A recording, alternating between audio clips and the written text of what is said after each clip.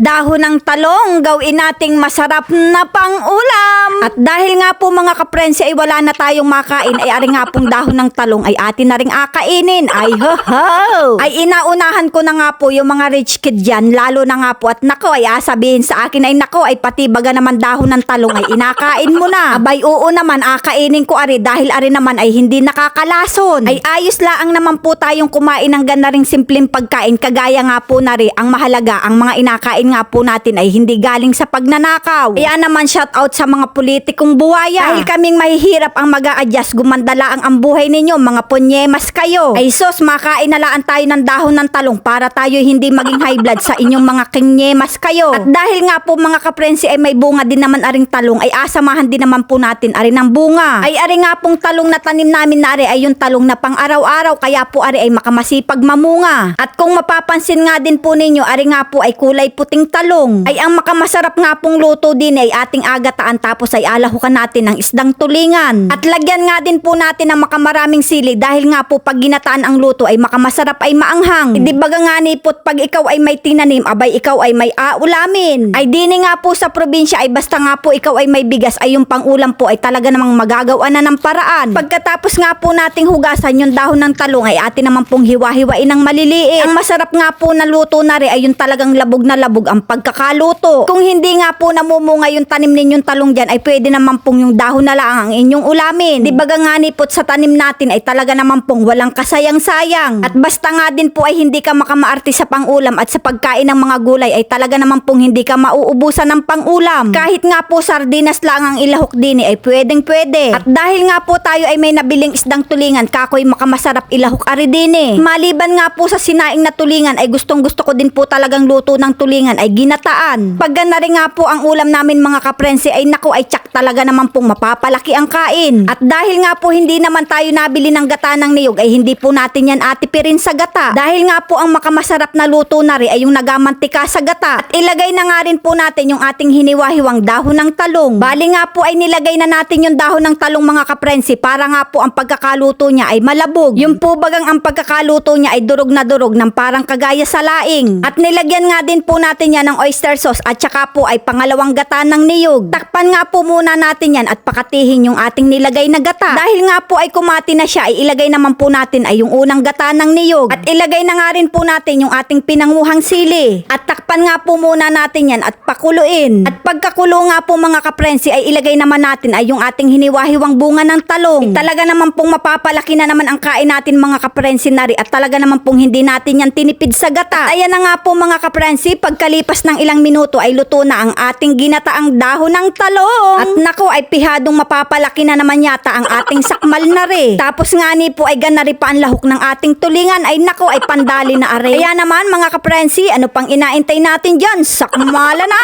Ay are na nga po ang inasabi ko, talaga naman pong nakakalaki ng kain pagka ganari ang ulam. Tapos ay makamaanghang pa ang pagkakaluto. Kaya naman mga kaprensi, kung naibigan nyo nga po aring video yung are, pa-like and share na lang po. Maraming salamat!